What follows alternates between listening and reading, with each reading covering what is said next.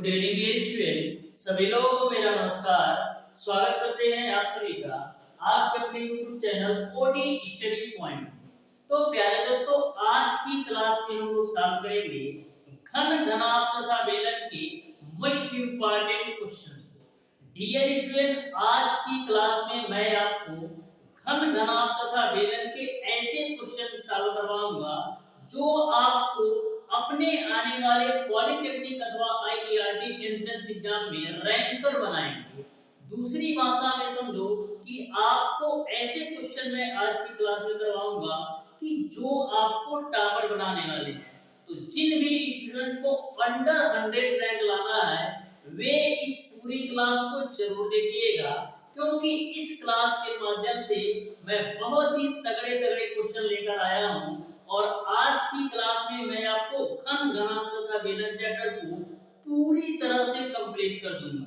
तो जिसको भी टॉप रैंकर बनना है या टॉपर बनना है वो इस क्लास के प्रत्येक क्वेश्चन को बिल्कुल ध्यान से अच्छी तरीके से समझिएगा। बहुत ही बेहतरीन बेहतरीन क्वेश्चन है और प्रत्येक क्वेश्चन आपको टॉपर बनाने वाले क्वेश्चन है, क्योंकि बहुत ही अच्छे अच्छे कॉन्सेप्ट हैं प्रत्येक क्वेश्चन। हमारी आपसे रिक्वेस्ट है डियर स्टूडेंट, जो भी स्टूडेंट अभी तक हमारे चैनल ओडी स्टडी पॉइंट को सब्सक्राइब नहीं किए हैं, सब्सक्राइब जरूर कर लीजिएगा और बेल आइकन को भी प्रेस कर लीजिएगा, जिससे हमारी अपकमिंग आने वाली वीडियो का नोटिफिकेशन आपको मिलता रहे। तो चलिए स्टार्ट करते हैं डियर स्टूडेंट आज की क्लास को। देखते हैं डियर स्टूडेंट आज का पहला क्वेश्चन। तो बहुत ही बेहतरीन तरीके से हम सारे क्वेश्चन को कवर करने वाले हैं। आप ध्यान से समझिएगा, जिससे आपको सारे क्वेश्चन के कॉन्सेप्ट अच्छी तरीके से समझ में आ सके। बिल्कुल बेहतरीन तरीके से मैं आपको सारे क्वेश्चन के कॉन्सेप्ट बताने वाला हूं और बहुत ही बेहतरीन बेहतरीन क्वेश्चन आज की क्लास में मैं आपको कराने वाला हूं। देखो, क्वेश्चन नंबर 1 केवल आपका थोड़ा सा सिंपल है, नहीं तो इसके बाद जितने भी क्वेश्चन देखने के मिलेंगे टोटल क्वेश्चन तगड़े तगड़े क्वेश्चन है। क्वेश्चन नंबर 1 आपका इस प्रकार से है, दो घनों के आयतनों में 8:27 का अनुपात है, तो उनके कोणों में अनुपात क्या होगा ये आपको बताना है। तो मैं मान लेता हूं डियर स्टूडेंट कि पहले घन का जो हमारा आयतन है वो आपका A1 का क्यूब है और दूसरे घन का जो आयतन है हमारा A2 का क्यूब है। इनका अनुपात आपको दे रखा है 8:27। तो यहाँ से डियर स्टूडेंट A1 बटे A2 की वैल्यू आप आसानी से निकाल सकते हो। 8 का घनमूल निकालोगे तो 2 मिल जाएगा, 27 का घनमूल निकालोगे तो 3 मिल जाएगा। यानी कोणों में जो अनुपात होगा वो आपको 2:3 मिल जाएगा। इस तरीके से क्वेश्चन नंबर 1 का ऑप्शन नंबर जो डी है बिल्कुल राइट आंसर हो जाएगा। बहुत ही बेहतरीन क्वेश्चन था। मैक्सिमम आप 5 सेकंड के अंदर कर सकते हो, पेन बिना उठाए भी सॉल्व कर सकते हो। तो क्वेश्चन नंबर 2 आपके सामने है, ध्यान से समझिएगा डियर स्टूडेंट इस क्वेश्चन को कैसे सॉल्व करना है। क्वेश्चन नंबर 2 आपका है 1.75 सेमी व्यास तथा 2 मिमी मोटाई के सिक्कों की संख्या जिनको पिघलाकर 11 सेमी गुणे 10 सेमी गुणे 7 सेमी का घनाभ बनाया जाता है। यानी कि हम कर क्या रहे हैं, सिक्के से घनाभ बना रहे हैं। तो आपको सिक्कों की संख्या बताना है। तो मैं मान ले रहा हूं डियर स्टूडेंट कि हम n सिक्कों की संख्या से 11 सेंटीमीटर गुणे 10 सेंटीमीटर गुणे 7 सेंटीमीटर का घनाभ बना रहे हैं। तो हम करेंगे क्या, n सिक्कों के आयतन को n सिक्कों के आयतन को हम बराबर कर देंगे किसको, n सिक्कों के आयतन को हम बराबर कर देंगे घनाभ के आयतन की। तो घनाभ का आयतन क्या है 11 गुणे 10 गुणे 7। अब डियर स्टूडेंट सिक्के का आयतन क्या होगा, तो उससे पहले आपको पता होना चाहिए कि जो आपका सिक्का है एक प्रकार का बेलन का ही रूप है। जो सिक्के की मोटाई है वो आपका बेलन की ऊंचाई है। जो आपका सिक्का है एक प्रकार का बेलन का ही रूप है और जो सिक्के की मोटाई है वो बेलन की आपकी ऊंचाई है। आप एक सिक्का से नहीं पता पाओगे, लेकिन 5 सिक्के लो और पांचों सिक्कों को एक दूसरे के ऊपर रखते जाओ तो आपको पता पड़ेगा कि बेलन का ही रूप है सिक्का। तो सिक्के का आयतन क्या होगा, पाई आर स्क्वायर एस।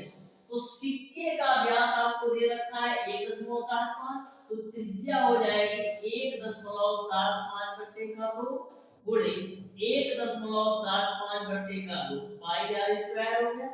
एच की वैल्यू आपका 2 मिलीमीटर है।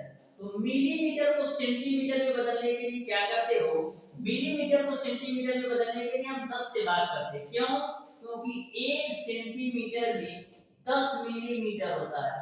तो 1 मिलीमीटर में आपका 1/10 सेंटीमीटर होगा, यानी मिलीमीटर को सेंटीमीटर में बदलने के लिए 10 से भाग करना होगा। तो 2 मिलीमीटर है, सेंटीमीटर में बदलने के लिए 10 से भाग दे दो, बराबर आपका हो जाएगा 11 × 10 × 7। यहाँ तक सबको क्लियर है, यहाँ तक सबको क्लियर है। यहाँ पर हम पाई की वैल्यू रख देते हैं 22/7। पाई की वैल्यू मैंने रख दिया 22/7। अब देखो 11 से काटेंगे तो 11 × 22, यहाँ से 11 खत्म हो जाएगा। उसके बाद से डियर स्टूडेंट ध्यान से समझना, यहाँ पर हम 2 से इस 2 को काट दे रहे हैं और इस 2 से हम इस 2 को काट दे रहे हैं। किसी को कोई दिक्कत नहीं होना चाहिए। तो देखो क्या मिलेगा, n गुणे ऊपर में मिलेगा आपको 1.75 गुणे 1.75 और नीचे में क्या मिलेगा 7 × 10 आपका 70 मिलेगा, बराबर आपका मिल जाएगा 10 × 7। ठीक है, यहाँ तक आपको क्लियर है। अब यहाँ से आप n की वैल्यू निकालो, तो n बराबर आपका क्या मिलेगा 70 का गुणा 10 × 7 में कर दो, तो 70 का गुणा 10 × 7 में मैंने कर दिया और नीचे में आपका क्या आएगा 1.75 गुणे 1.75 गुणे 1.75, इसी को कैलकुलेट करना। अब देखो 4 अंक पे दशमलव है, तो 4 अंक के दशमलव को हटाने के लिए करेंगे क्या, ऊपर भी 10,000 से गुणा करो तो नीचे भी 10,000 से गुणा करो। तो ऊपर 10,000 से गुणा मैंने कर दिया 1 2 3 4 तो 0, और नीचे जब 10,000 से गुणा करोगे तो पूरा दशमलव आपका हट जाएगा, यानी आपको मिलेगा 175 गुणे 175। अब 25 से हम काटते हैं, तो ध्यान से देखना, देखो 25 चौक का 100 होगा, डबल 0 उधर जाएगा। अब 25 से काटोगे 175 को तो 7 बार काटेगा, इस 7 से इस 7 को कैंसिल कर दो। फिर देखो 7 दहिया में 70 होता है और 7 गुना 14 और 7 × 35 होता है। अब आप 25 से काटो 400 को, तो 25 से कम 25, 25 छक्का 150, यहाँ तक आपको मिल गया। तो n की वैल्यू क्या मिलेगी, 10 का गुणा 10 में करोगे तो 100 मिलेगा, अब गुणे आपका 16 मिलेगा, तो 1600 हो जाएगा, यानी सिक्कों की जो संख्या होगी वो आपका 1600 होगा। इस तरीके से क्वेश्चन नंबर 2 का ऑप्शन नंबर ए जो है बिल्कुल राइट आंसर होगा क्वेश्चन नंबर 2 का। तो बहुत ही बेहतरीन तरीके से समझ में आया होगा। आज आप ये क्वेश्चन नंबर 3 पर, ये भी आपका सिंपल और आसान सा क्वेश्चन है, ध्यान से समझना। देखो क्या हो रहा है कि 20 मीटर व्यास वाला एक कुआं 14 मीटर की गहराई तक खोदा जाता है और इससे निकाली गई मिट्टी को उसके चारों ओर 5 मीटर की चौड़ाई तक फैलाकर एक चबूतरा बना दिया जाता है। तो इस चबूतरे का ऊंचाई क्या है ये आपको बताना है, तो ध्यान से समझो। एक आपका 20 मीटर व्यास वाला एक कुआं है, तो सबसे पहले हम ये तो कुआं बना लेते हैं जिसका व्यास है आपका 20 मीटर। जिसका व्यास कितना है 20 मीटर, यानी व्यास इसका है 20 मीटर, व्यास इसका है 20 मीटर। बोला है कि 14 मीटर की गहराई तक खोदा जाता है, यानी कि इसकी जो ऊंचाई है वो आपका है 14 मीटर। फिर उस मिट्टी को हम करते क्या है, निकाली गई मिट्टी को उसके चारों ओर 5 मीटर चौड़ाई तक का फैला करके चबूतरा बना देते हैं। तो कुएं के किनारे किनारे जो चबूतरा बन रहा है उसकी चौड़ाई दे रखा है 5 मीटर। तो जो कुएं के किनारे किनारे चबूतरा बनता है वो आपका कुछ इस शेप में होता है, वो आपका कुछ इस शेप में होता है, और चौड़ाई जो दे रखे है चबूतरे का 5 मीटर। यानी कि डियर स्टूडेंट यह वाला जो एरिया है चबूतरे का, इसकी जो माप है वो आपका है 5 मीटर। तो यहाँ पर भी जो इसकी माप होगी वो भी आपका 5 मीटर होगा। तो अब देखो जो आंतरिक व्यास है, जो आपका चबूतरा है किस शेप में है, जो आपका चबूतरा है स्टूडेंट एक प्रकार का खोखला बेलन बन गया, एक प्रकार का खोखला बेलन बन गया, जिसका जो आंतरिक व्यास है वो आपका 20 मीटर है और बाहरी व्यास कितना होगा, तो 20 मीटर ये है, 5 मीटर ये जुड़ जाएगा, 5 मीटर ये जुड़ जाएगा, यानी कि जो बाहरी व्यास आएगा वो आपका मिल जाएगा 30 मीटर। जो चबूतरे का बाहरी व्यास होगा वो आपका 30 मीटर होगा, क्योंकि अंदर का तो 20 है, 5 इधर से जुड़ेगा 5 इधर से, यानी टोटल आपका 30 मीटर हो जाएगा चबूतरे का बाहरी व्यास। यहाँ तक आपको क्लियर है। अब डियर स्टूडेंट किया गया है कि 20 मीटर व्यास और 14 मीटर ऊंचाई वाले कुएं से हम मट्टी निकाल करके चबूतरा बना रहे हैं, यानी कि ऐसे कंडीशन में जो आपका बेलन का आयतन होगा ना वो आपका चबूतरे के आयतन के बराबर होगा, क्योंकि जो आपका कुआं है बेलन के ही रूप में है, तो जो बेलन का आयतन होगा ना वो चबूतरे के आयतन के बराबर होगा। तो बेलन का आयतन क्या होता है, बेलन का आयतन आपका होता है पाई आर स्क्वायर एच, ये आपका होगा चबूतरे के आयतन के बराबर, क्योंकि हम वही मिट्टी का उपयोग करके चबूतरा बना रहे हैं, चबूतरे का आयतन। तो इसी को आप कैलकुलेट कर लो। तो यहां से देखो पाई की वैल्यू हम पाई ही रखते हैं। अब देखो बेलन का रेडियस कितना है, तो बेलन का व्यास यदि आपका 20 मीटर है तो रेडियस आपका 10 होगा, तो 10 का स्क्वायर करोगे तो 100। अब बेलन की ऊंचाई आपका है 14। अब जो आपका चबूतरा है खोखले बेलन टाइप का है, तो इसका आयतन क्या होगा, पाई कैपिटल आर का whole square minus small R का होल स्क्वायर। तो कैपिटल आर की वैल्यू क्या होगी, बाहरी व्यास है 30 मीटर, तो बाहरी त्रिज्या आपका हो जाएगा 15 मीटर। तो यहाँ पर हम 15 का स्क्वायर करेंगे तो 225 मिलेगा, माइनस आंतरिक त्रिज्या कितनी होगी, तो आंतरिक व्यास है आपका 20 मीटर, तो आंतरिक त्रिज्या आपका हो जाएगा 10 मीटर, तो 10 का स्क्वायर करोगे तो 100 मिल जाएगा इनटू एच, यानी चबूतरे की ऊंचाई आपको बताना है। तो मैंने क्या किया, बेलन के आयतन को चबूतरे के आयतन के बराबर कर दिया, जिसमें पाई कैपिटल आर का स्क्वायर आपका 225 मिला और स्मॉल आर का स्क्वायर आपका 100 मिला इनटू का इसी को कैलकुलेट करना है। तो देखो पाई से पाई को काट दो। अब आगे आ जाना, ध्यान से समझना, बिल्कुल सिंपल क्वेश्चन है, आप ध्यान से समझिएगा। 100 गुणे 14 करोगे तो यहां से आपको मिल जाएगा 1400 बराबर 225 में से 100 घटाओ तो मिल जाएगा आपको 125 एच। 25 से काटो, 25 बचे 125 और यहाँ पर 25 बचे 125, 15 जीरो 150 बचेगा, 25 छक्का 150, यानी एच की जो वैल्यू मिलेगी वो आपका 56 बटेगा 5। तो 5 एकम 5, 5 एकम 5, 5 गुना 10, यानी कि जो चबूतरे की ऊंचाई होगी वो आपका 11.2 मीटर होगा, यानी क्वेश्चन नंबर 3 का ऑप्शन नंबर सी सही हो जाएगा। तो बहुत ही बेहतरीन तरीके से मैंने इस क्वेश्चन को आपको समझाने का प्रयास किया है। उम्मीद है कि यह क्वेश्चन आपने बहुत ही बेहतरीन तरीके से समझा होगा।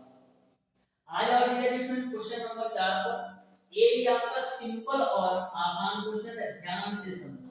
बोला है कि किसी घनाभ के 3 संलग्न फलकों के क्षेत्रफल p q r है, तो इसका आयतन बताना। तो 3 संलग्न फलक का मतलब क्या होता है, संलग्न फलक का मतलब ये होता है डियर स्टूडेंट लंबाई गुणे चौड़ाई, चौड़ाई गुणे ऊंचाई और ऊंचाई गुणे लंबाई।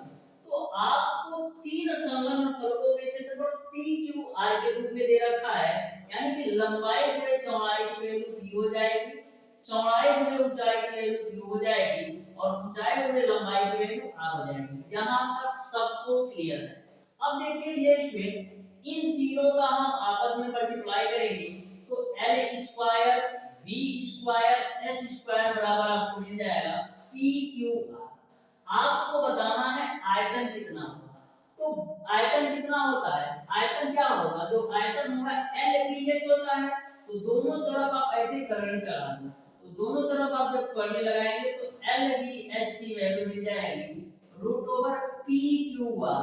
तो इस तरीके से सकते हो घनाभ का जो आयतन होगा root over P Q R होगा, यानी कि इस क्वेश्चन का जो राइट आंसर होगा वो आपका ऑप्शन नंबर ए सही हो जाएगा। बिल्कुल सिंपल क्वेश्चन था, बस आपको संलग्न फलक क्या होता है इसके बारे में जानकारी होगा तो इस क्वेश्चन को मैक्सिमम आप 10 सेकंड के अंदर सॉल्व कर सकते हो। आ जाओ क्वेश्चन नंबर 5 पे। तो देखो क्वेश्चन नंबर 5 क्या बोला है, ऐसा क्वेश्चन ऑलरेडी मैंने कल की क्लास में सॉल्व करवा रखा है, वो भी एक क्वेश्चन नहीं शायद 2 क्वेश्चन मैंने करवाया था।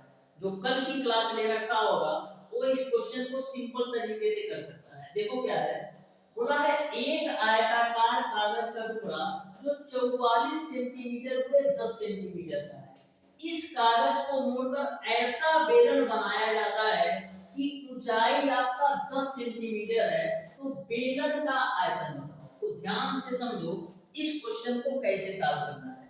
मान लो हमारा कोई एक कागज का टुकड़ा है जिसकी जो लंबाई है वो 44 सेंटीमीटर है, लंबाई है 44 सेंटीमीटर है और चौड़ाई आपका कितना है, चौड़ाई आपका है 10 सेंटीमीटर, लंबाई आपका है 44 सेंटीमीटर और जो चौड़ाई है वो आपका 10 सेंटीमीटर।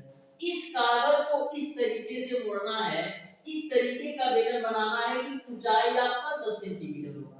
तो ऊंचाई कब 10 सेंटीमीटर होगा, जब हम इस कागज को डियर स्टूडेंट बेलन के तरफ से मोड़ेंगे। ध्यान से देखना, ये तुम्हारी लंबाई है और ये आपकी चौड़ाई है, तो आपको बोला है कि ऐसा बेलन बनाना है कि ऊंचाई 10 सेंटीमीटर हो। तो ऊंचाई कब 10 सेंटीमीटर होगी, जब हम चौड़ाई की तरफ से मोड़ेंगे।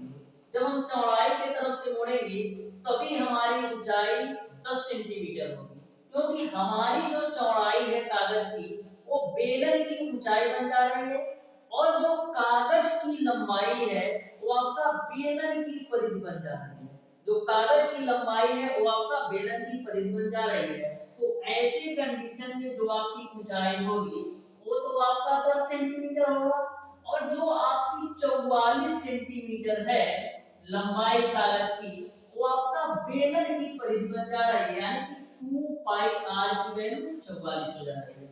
तो 2 पाई की वैल्यू रख दो 22/7 इनटू का r बराबर 44। अब देखो 22 गुना 44, 2 से 2 को काट दो तो r की वैल्यू आपको मिल जाएगी 7। अब आप आसानी से बेलन का आयतन निकाल सकते हो। तो बेलन का आयतन क्या होता है, पाई r स्क्वायर s, पाई की वैल्यू रख दो 22/7, r की वैल्यू 7 है तो 7 गुणे 7, h की वैल्यू 10 है तो 10 रख दो, 7 से 7 को काट दो तो 22 गुणे 7 करोगे तो 154 मिलेगा और 0 चिपका दो। तो इस तरीके से जो आयतन होगा वो आपका 1540 सेंटीमीटर क्यूब होगा, यानी क्वेश्चन नंबर 5 का ऑप्शन नंबर सी सही हो जाएगा। ऑप्शन नंबर सी जो होगा क्वेश्चन नंबर 5 का बिल्कुल राइट आंसर होगा। आया और ये क्वेश्चन नंबर 6 को भी बहुत ही बेहतरीन तरीके से इसको भी सॉल्व करते हैं और बहुत ही बेहतरीन क्वेश्चन है, ध्यान से और आराम से समझना। देखो क्वेश्चन आपका इस प्रकार से है, एक कमरे की ऊंचाई, चौड़ाई और लंबाई 3, 5 और 7 के अनुपात में यदि प्रत्येक बीमा को हम 50 सेंटीमीटर बढ़ा दिया जाए तो चार दीवारी का जो क्षेत्रफल है 28 वर्ग मीटर होगा। तो कमरे की बीमाएं क्या हैं ये आपको बताना है, तो ध्यान से समझना। यहाँ पर सबसे पहले हम बात करते हैं कि जो चार दीवारी का क्षेत्रफल है वो हमारा मीटर में दिया है, वर्ग मीटर में। बोला है लंबाई 3, 5 और 7 में है, यानी कि ऊंचाई, चौड़ाई और लंबाई 3, 5 और 7 में। तो मैं मान लेता हूँ डियर स्टूडेंट की जो आपकी ऊंचाई है वो आपका 3x है और जो आपकी चौड़ाई है वो आपका 5x है, यानी कि b की वैल्यू आपका 5x है और जो लंबाई है डियर स्टूडेंट वो आपका 7x है। यहाँ तक सबको क्लियर है कि मैंने ऊंचाई, चौड़ाई और लंबाई को 3x, 5x और 7x मान लिया है। बोला है प्रत्येक बीमा को 50 सेंटीमीटर बढ़ा दिया जाए, तो यहाँ पर जो आपका क्षेत्रफल है मीटर में, तो बीमा को भी हम मीटर में बढ़ाएंगे तो 1 मीटर में आपका कितना होता है 100 सेंटीमीटर। तो 50 सेंटीमीटर किसके बराबर होगा, 50 सेंटीमीटर आपका 0.5 मीटर के बराबर होगा, यानी कि 0.5 इसमें भी हम बढ़ाएंगे, 0.5 हम इसमें भी बढ़ाएंगे और 0.5 इसमें भी बढ़ाएंगे, क्योंकि क्वेश्चन में बोला है कि प्रत्येक बीमा को हम करते क्या है 50 सेंटीमीटर बढ़ा देते हैं। 50 सेंटीमीटर मीटर में 0.5 होता है, तो चार दीवारी का जो क्षेत्रफल है 28 वर्ग मीटर हो जाता है। तो चार दीवारी का क्षेत्रफल होता क्या है? चार दीवारी का क्षेत्रफल होता है 2HL प्लस का B बराबर आपका हो जाएगा 28। ध्यान में रखिएगा, तो चार दीवारी का क्षेत्रफल होता है 2 into height L plus B बराबर आपको दे रखा है 28। अब सारी वैल्यू रख दो, तो 2 H की वैल्यू कितना है? H की वैल्यू आपका है 3x प्लस का 0.5। उसके बाद से L की वैल्यू कितना है 7x प्लस का 0.5 और B की वैल्यू कितना है? B की वैल्यू है आपका 5x प्लस का 0.5। ये बराबर है आपका 28। ठीक है, 2 से हम काट देते हैं 28 को, तो 14 बार में हमारा कट जाएगा। 2 से काटोगे 28 को तो 14 बार में कट जाएगा। अब आ जाओ आगे, ध्यान से समझना, ध्यान से समझना। अब देखो 3x प्लस का 0.5 है, यहाँ पर देखो 7x और 5x जोड़ोगे तो मिलेगा आपको 12x और 0.5 जोड़ोगे तो प्लस का 1 मिलेगा, बराबर आपको मिल जाएगा 14। बराबर आपको मिल जाएगा डियर 14। यहाँ तक सबको क्लियर है। अब इन दोनों ब्रैकेट्स का आपस में मल्टीप्लाई करो, तो 3x का पूरा पहले 12x प्लस 1 में करो, तो 3x का 12x में करोगे तो 36x स्क्वायर मिलेगा और 3x का पूरा 1 में करोगे तो यहां से आपको मिल जाएगा 3x। अब 0.5 का पूरा 12 में करोगे तो मिलेगा आपको 6x और 0.5 का पूरा 1 में करोगे तो मिलेगा आपको 0.5 और यह बराबर है आपका 14 के। तो यहां से आपको मिल जाएगा 36x स्क्वायर और 6 3 9x प्लस का, अब देखो 14 आप लेफ्ट साइड लाओ तो -14 होगा और -14 में से 0.5 घटाओगे तो 13.5 मिलेगा बराबर 0। अब देखो दशमलव को हटाने के लिए हम करेंगे क्या, पूरे समीकरण में 2 से गुणा करते हैं। तो पूरे समीकरण में जब 2 से गुणा करोगे तो मिलेगा आपको 72x स्क्वायर प्लस का 18x माइनस का 13.5 का 2 गुना करोगे तो कितना मिलेगा 27 मिल जाएगा, बराबर आपको मिल जाएगा 0। यहाँ तक सबको क्लियर है? यहाँ तक सबको क्लियर है? अब आपका यह जो वैल्यू हुई द्विघात समीकरण के रूप में आ गया, द्विघात समीकरण के रूप में आ गया। अब यहाँ से कैसे सॉल्व करोगे, यानी कि आपको 72 गुणे 27 का ऐसे फैक्टर करना है कि जोड़ने और घटाने पर 18 है, तो इसको हम लिख सकते हैं 18 × 72 और 9 × 27। अब आप बनाओ यहाँ पर कैसे होगा, तो देखो 18 3 आपका होता है 54 और 9 चौक होता है 36, यानी 54 में से 36 घटाओगे तो 18 आ जाएगा। 54 में से 36 घटाओगे तो 18 भी आ जाएगा और 54 गुणे 36 करोगे तो 72 गुणे 27 के बराबर भी आ जाएगा। तो यहाँ से सॉल्व करके बताना कि प्रत्येक बीमा की माप कितनी होगी। यहाँ से सॉल्व करके x की वैल्यू निकालना और x की वैल्यू एक बार यहाँ पर रखोगे तो h की वैल्यू आएगी, x की वैल्यू यहाँ पर रखोगे b की वैल्यू आएगी और x की वैल्यू यहाँ पर रखोगे तो l की वैल्यू आएगी। तो यहाँ से आप लोग सॉल्व करके बताइएगा कौन सा ऑप्शन सही होगा। आ जाओ डियर स्टूडेंट नेक्स्ट क्वेश्चन पर, जो कि आपका है क्वेश्चन नंबर 7। तो ध्यान से समझना इस क्वेश्चन को भी, बहुत ही बेहतरीन तरीके से इसको भी कवर करने का। देखो क्या बोला है, एक 4 मीटर गहरी और 50 मीटर चौड़ी नहर 5.4 किलोमीटर प्रति घंटा की दर से प्रवाहित हो रही है। नहर का पानी समुद्र में गिरता है, समुद्र में पानी का निरंतर घन मीटर पर सेकंड में क्या होगा, ये आपको बताना है। तो ध्यान से समझिएगा। सबसे पहले देखो यहाँ पर जो डायमेंशन दे रखा है वो आपका मीटर में दे रखा है, यहाँ भी मीटर में दे रखा है, लेकिन ये आपका किलोमीटर प्रति घंटा में चाल है। तो सबसे पहले हम चाल को करेंगे क्या, मीटर पर सेकंड में चेंज कर लेंगे। तो 5.4 किलोमीटर प्रति घंटा को मीटर पर सेकेंड में चेंज करने के लिए हम क्या करते हैं, हम इसमें गुणा कर देते हैं 5/18 से। 18 से 5.4 को काटोगे तो 0.3 बार में कटेगा, क्योंकि 18 की 54 होता है। तो चाल आपको मिल जाएगा 1.5 मीटर पर सेकेंड। तो आपको बताना है कि समुद्र में पानी का निरंतरण घन मीटर पर सेकेंड में होगा। तो निरंतरण कैसे होगा समुद्र के पानी का, चाल गुणे चाल आपका 1.5 है और क्षेत्रफल में क्या आएगा, क्षेत्रफल में आपका आएगा 4 × 50, तो गुणे 4 × 50 कर दो। इस दर से आपका पानी का निरंतरण होगा। तो इसको गुणा करो, 1.5 का आप 4 में गुणा करोगे तो 6 आएगा, और 6 × 50 करोगे तो 300 आ जाएगा। तो इस तरीके से आपका ऑप्शन नंबर डी सही हो जाएगा, यानी कि 300 घन मीटर पर सेकेंड, 300 घन मीटर पर सेकेंड की दर से पानी का निरंतरण होगा, यानी क्वेश्चन नंबर 7 का ऑप्शन नंबर डी सही हो जाएगा। तो कभी भी यदि आपको चाल देकर के लंबाई और चौड़ाई देकर के ऐसा क्वेश्चन पूछे ना, तो डायरेक्ट आप चाल का पूरा एरिया में वही आपका आंसर होगा, यानी कि उसी रेट से पानी का प्रवाह होगा। आ जाओ क्वेश्चन नंबर 8 पर। क्वेश्चन नंबर 8, तो ये रहा आपका क्वेश्चन नंबर 8। ध्यान से समझना इस क्वेश्चन को भी, बिल्कुल सिंपल और आसान सा एक क्वेश्चन है।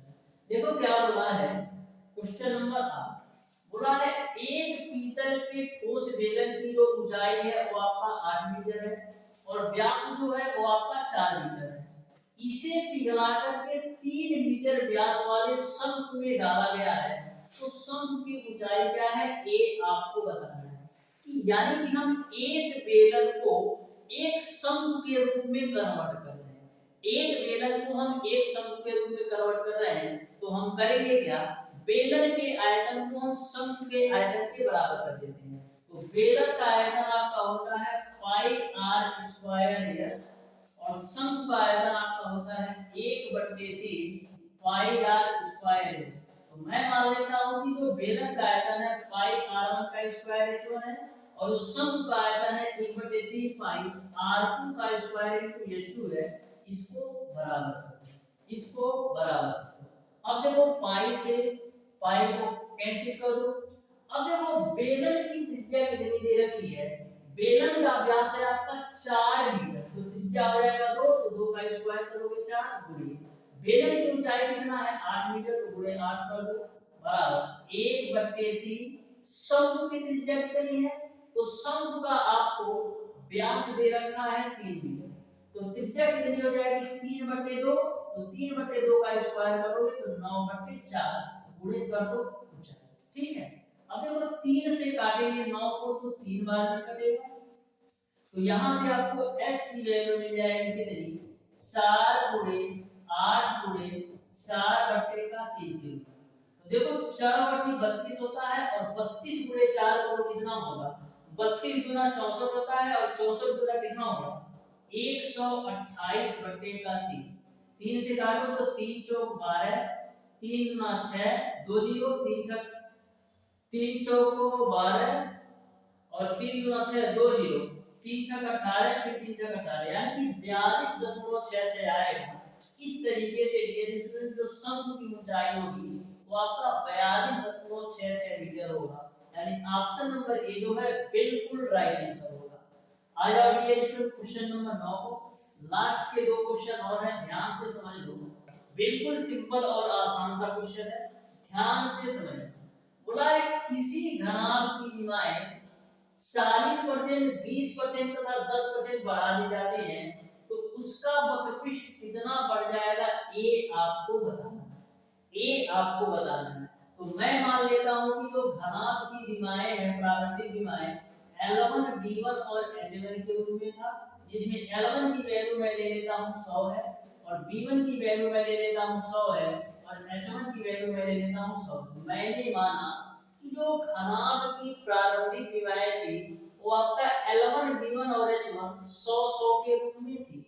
बोला है विमाएं 40%, 20% और 10% बढ़ा दी जाती है, यानी कि लंबाई को 40% बढ़ाना है, चौड़ाई को 20% बढ़ाना है और ऊंचाई को 10% बढ़ाना है। तो जब आप लंबाई को 40% बढ़ाओगे तो बढ़ करके 140 हो जाएगा, चौड़ाई को 20% बढ़ाओगे तो बढ़कर 120 हो जाएगा, और ऊंचाई को आप 10% बढ़ाओगे तो बढ़ करके 110 हो जाएगा। ये मैं मान लेता हूँ बढ़ने के बाद आपका लंबाई चौड़ाई और ऊंचाई आपका L2 हो गया, ये आपका V2 हो गया, और ये आपका H2 हो गया। यहाँ तक किसी को कोई दिक्कत नहीं होना चाहिए। अब देखो मिनिमाइज कर दो, 0 से 0 कर दो, इस 0 से इस 0 को कर दो, इस 0 को इस 0 को कर दो। मिनिमाइज करते समय ध्यान में रखना है कि लंबाई का लंबाई के साथ, चौड़ाई का चौड़ाई के साथ, और ऊंचाई का ऊंचाई के साथ ही करना है। यहाँ तक आपको क्लियर है।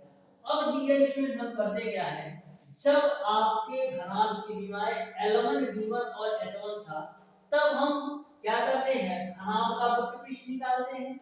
और जब हमारे घनाभ की विमाएं L2, V2 और H2 हो गया, तब हम वक्रपृष्ठ निकालते हैं।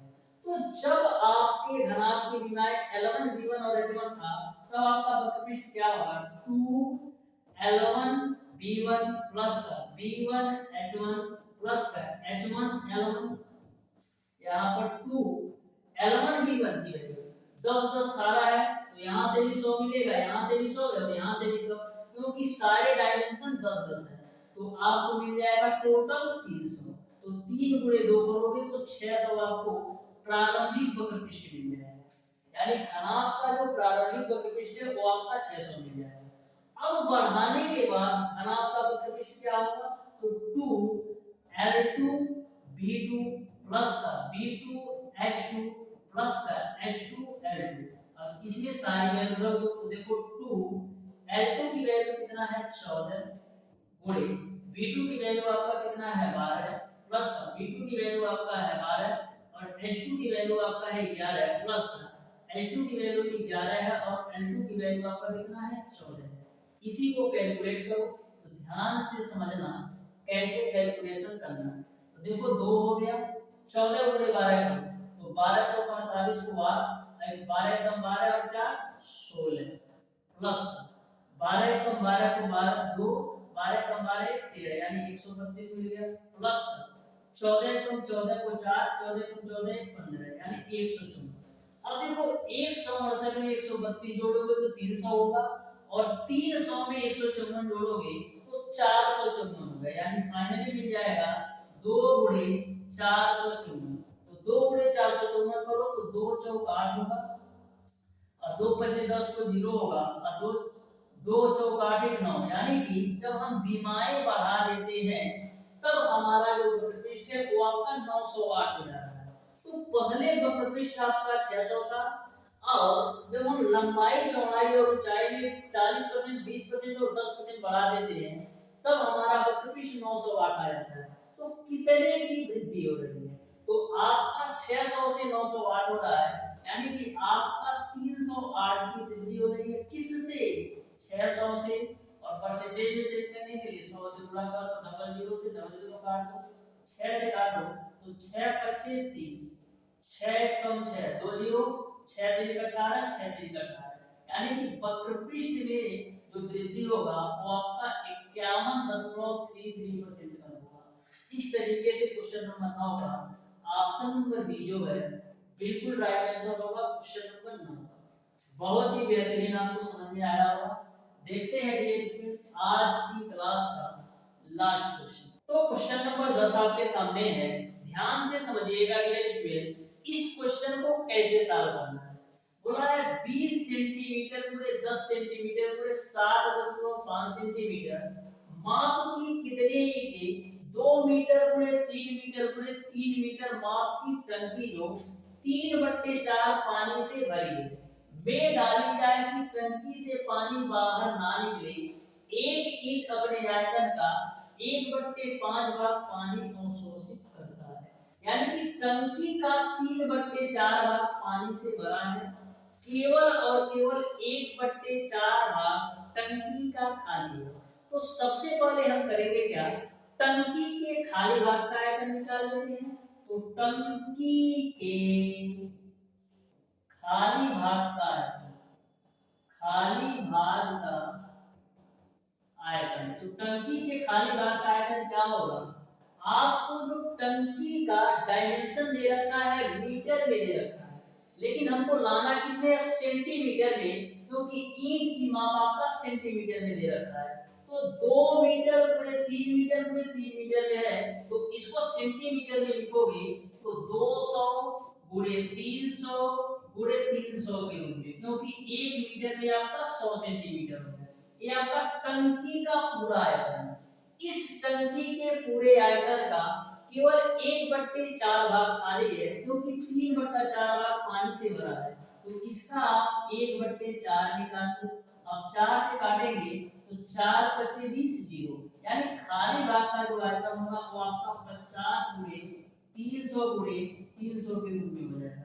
यहाँ तक सबको क्लियर समझ में आया होगा कि टंकी के जो खाली भाग का आयतन होगा वो आपका 50 गुणे 300 गुणे 300 होगा।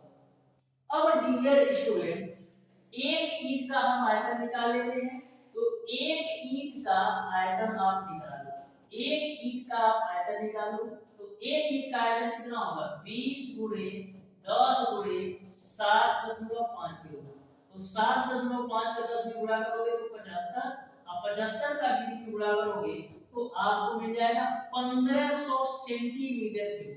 यानी एक ईंट का जो आयतन है वो आपका 1500 सेंटीमीटर क्यूब है। लेकिन क्वेश्चन में बोला है कि अपने आयतन का 1/5 भाग पानी अवशोषित कर लेता है। जो आपका ईंट है अपने आयतन का 1/5 भाग पानी अवशोषित कर लेता है। जब 1/5 भाग पानी अवशोषित कर लेगा तो कितना कवर करेगा टंकी का, तो 4/5 भाग जो है केवल टंकी का कवर करेगा, क्योंकि 1/5 भाग तो पानी ही अवशोषित कर लेता है। यानी कि टंकी का जो कवर करेगा वो आपका 4/5 भाग। तो 5 से काटो तो 5 × 3 = 15 और डबल जीरो चिपका दो, तो यहाँ से आपको मिल जाएगा 1200 सेंटीमीटर क्यूब।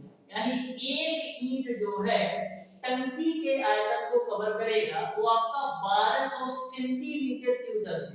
यानी कि एक ईंट जो है 1200 सेंटीमीटर क्यूब एरिया को कवर करेगा।